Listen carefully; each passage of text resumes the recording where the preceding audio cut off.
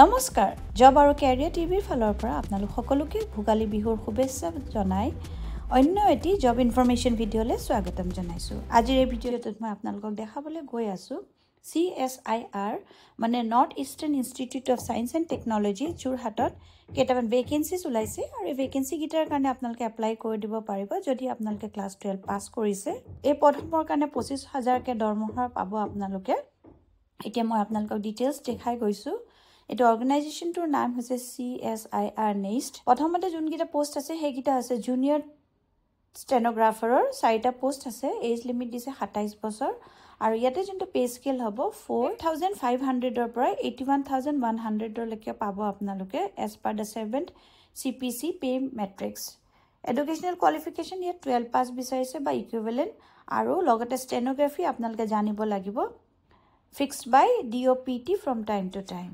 তাৰপিছতে নেক্সট যোনকেইটা পোষ্ট আছে সেইকেইটা আছে জুনিয়ৰ ছেক্ৰেটৰিয়েট এছিষ্টেণ্ট 8টা পোষ্ট আছে। 27 বছৰলৈকে আপোনালোকে এজ লিমিট দিছে। ইয়াতে পে লেভেল 2 থাকিব 19,900ৰ পৰা 63,200লৈকে হ'ব as per the 7th CPC pay matrix. ইয়াতে মই কৈ দিছোঁ ডিচিপ্লিন ৱাইজ কি ভেকেঞ্চিজ আছে। 3টা আছে জেনেৰেলৰ কাৰণে আছে, ফাইনেন্স এণ্ড একাউণ্টছৰ কাৰণে 1টা আছে আৰু ষ্ট'ৰ এণ্ড পাৰ্চেছৰ কাৰণে 4টা আছে। পোষ্টসমূহৰ কাৰণে 12 পাছ বা ইকুইভেলেণ্ট বিচাৰিছে। লগতে কৈছে কম্পিউটাৰ প্ৰফিচিয়েঞ্চি থাকিব লাগিব, typing speed in using the computer as per the prescribed norms fixed by DOPT from time to time. এটা এপ্লিকেশ্যন ফিজ আছে, সেইটো আপোনালোকে এখন ক্ৰছ ডিমাণ্ড ড্ৰাফ্ট বনাব লাগিব 500 টকাৰ, যোনখনত 3 মাহৰ ভেলিডিটি থাকিব লাগিব। In favour of director CSIR NEIST Jorhat payable at Jorhat. The last date for submitting the online application form and making a demand draft is 14/2/2025. আপনি 14 ফেব্ৰুৱাৰীলৈকে আপোনালোকৰ ওচৰত টাইম আছে। তাৰপিছতে ইয়াতে যোনখন ডিমাণ্ড ড্ৰাফ্ট হ'ব সেইখনৰ পিছফালে আপোনালোকৰ নিজৰ নামটো, কোনটো কেটেগৰীত আপোনালোকে এপ্লাই কৰিছে, পোষ্ট কোড এপ্লাইড, এইখিনি গোটেইখিনি দি পেলাই যদি আপোনালোকে ST SC কাৰণে বিলং কৰিছে সেয়াও লিখি পেলাই আপোনালোকে এপ্লিকেশ্যন ফৰ্মখনৰ লগত ছাবমিট কৰিব লাগিব। যদি আপোনালোকে SC ST PH ওমেন বা CSIR এমপ্লয়ী হয় তেন্তে আপোনালোকে এই যোনটো 500 টকা এপ্লিকেশ্যন ফিজ আছে এইটো আপোনালোকে পে'মেণ্ট কৰিব নালাগে। 14 ফেব্ৰুৱাৰীলৈকে থাকিব আৰু হাৰ্ড কপি অনলাইন আপোনালোকে প্ৰথমতে অনলাইন আপোনালোকে এপ্লাই কৰিব লাগিব। তাৰপিছতে আপোনালোকে হাৰ্ড কপিখন পঠাই দিব পাৰিব। 28 ফেব্ৰুৱাৰীলৈকে দিন থাকে, তাৰমানে যিখন আপোনালোকে ফৰ্ম অনলাইনত এপ্লাই কৰিছে সেই ছেইম বস্তুটো আপোনালোকে অফলাইনতো দিব পাৰিব। আৰু আপোনালোকে অনলাইন এপ্লাই কৰাৰ সময়ত সেইখন আপোনালোকে যোনখন ডিমাণ্ড ড্ৰাফ্ট আছে সেইখনৰ এখন ফটো কপি বা স্কেন কপি এখন দি দিব আৰু যেতিয়া হাৰ্ড কপিখন দিব তাত আপোনালোকে অৰিজিনেলখন দিব লাগিব। ইয়াতে যোনটো এপ্লাই কৰাৰ প্ৰচেছ আছে এইটো অফিচিয়েল ৱেবছাইট যোনটো আছে www.neist.res.in, এইটোত গৈ পেলাই আপোনালোকে গোটেইখিনি ডিটেইলছ ছাবমিট কৰিব লাগিব।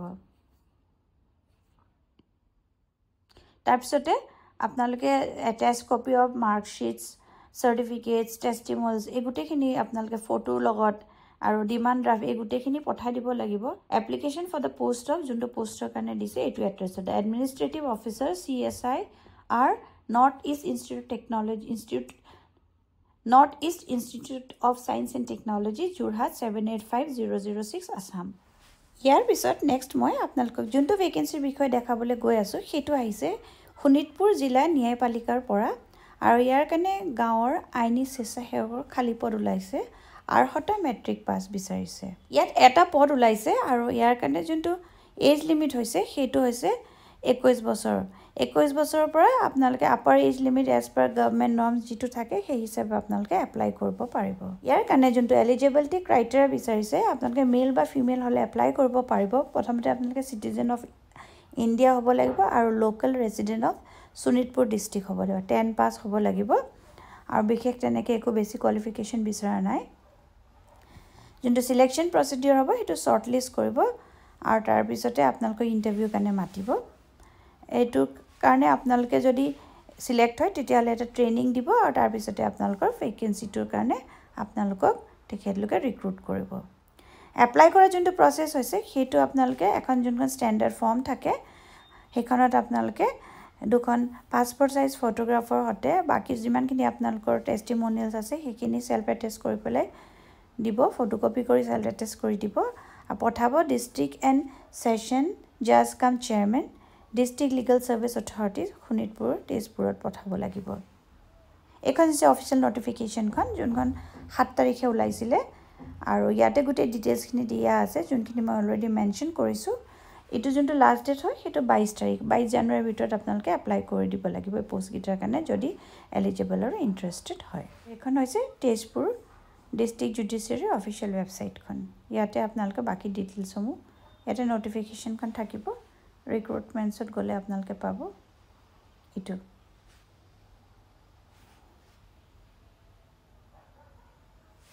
8 তাৰিখৰ পৰা 22 তাৰিখৰ ডেট আছে ইয়াতে এখন ফাইলখন আছে যোনখন মই আপোনালোকক অলৰেডি দেখাইছোঁ যদি এলিজিবল আৰু ইণ্টাৰেষ্টেড হয় তেন্তে আপোনালোকে এপ্লাই কৰি দিব পাৰিব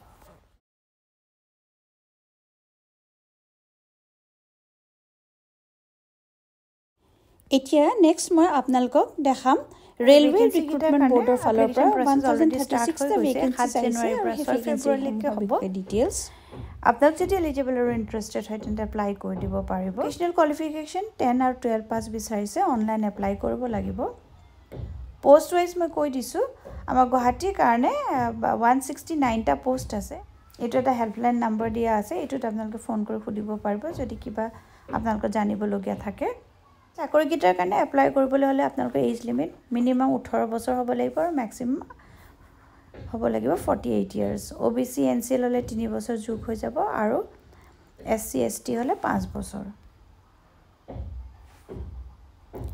এপ্লাই কৰাৰ যোনটো এলিজিবিলিটি ক্ৰাইটেৰিয়া দিছে সেইটো কৈছে 10 পাছ 12 পাছ ডিগ্ৰী বা গ্ৰেজুৱেশ্যন হ'লে আপোনালোকে এপ্লাই কৰিব পাৰিব ইয়াতে যোনটো এপ্লিকেশ্যন ফিজ কৈছে যোনকেইটা কেটেগৰিজ দিছে SC ST ex servicemen PWD female এইখিনিৰ কাৰণে কৈছে যদি আপোনালোকে পৰীক্ষাটো দিয়ে CBT যোনটো ফাৰ্ষ্ট টেষ্ট পৰীক্ষা দিয়ে তেতিয়া হলে আপোনালোকৰ পইচাটো ৰিফান্ড হৈ যাব তাৰমানে 250 টকা দি আপোনালোকে এপ্লাই কৰিব লাগিব আৰু পৰীক্ষাটো যদি আপোনালোকে দিয়ে তাৰপিছতে আপোনালোকে এটো ৰিফান্ড পাই যাব অলপমান বেংকে ট্যাক্স এটা কাটিব যোনটো ট্ৰানজাকচন ফি আৰু এইখিনি আৰু জেনাৰেল ক্যাটাগৰীৰ কাৰণে 500 টকা যোনটো ৰিফান্ড হৈ যাব যদি আপোনালোকে মানে আপোনালোকে যদি পৰীক্ষাটো বহে CBT যোনটো কম্পিউটাৰ বেস টেষ্ট হয় হেতু দিলে আপোনালোকে ৰিফান্ডৰ কাৰণে এপ্লাই কৰিব পাৰিব এটা যোনটো এপ্লাই কৰাৰ প্ৰসেস হৈছে হেতু আপোনালোকে অফিচিয়েল ৱেবছাইটত যাই কৰিব লাগিব আৰু লাষ্ট ডেট হৈছে 6 তাৰিখ এখন হৈছে অফিচিয়েল নটিফিকেশ্যনখন ইয়াতে আপোনালোকে সকলো ডিটেইলছ পাই যাব এবাৰ পঢ়ি চাই ল'ব এইখিনি ডিটেইলছখিনি দিয়া আছে গুটেখিনি মই নেদেখাও কাৰণ 109 পেজৰ এখন হয় বহুত দীঘলীয়া হয় গুটে ৰুলছ এণ্ড ৰেগুলেশনছ খিনি আপোনালোকে চাই ল'ব আৰু গুটেখিনি ইয়াতে মেনশন কৰা আছে ইয়াতে গৈ প্লে আপোনালোকে অনলাইন এপ্লাই কৰিব লাগিব এইখিনিতে যোনটো এপ্লাই বাটন আছে তাতে ক্লিক কৰি প্লে অলৰেডি যদি ৰেজিষ্টাৰ্ড আছে তেন্তে আপোনালোকে লগইন কৰিব পাৰিব আৰু যদি এতিয়ালৈকে আপোনালোকে কৰা নাই তেন্তে আপোনালোকে এবাৰ ৰেজিষ্ট্ৰেচনটো কৰি ল'ব লাগিব এইখিনি ডিটেইলছ এবাৰ চাই ল'ব আৰু তাৰ পিছতে আপোনালোকে এপ্লাই কৰি দিব পাৰিব এবাৰ যদি দৰকাৰ হৈছে হেল্পলাইন নম্বৰটোত আপোনালোকে খুদি চাব এইটা ফোন নম্বৰ দিয়া আছে 10টা পৰা 5টা বজাৰ ভিতৰত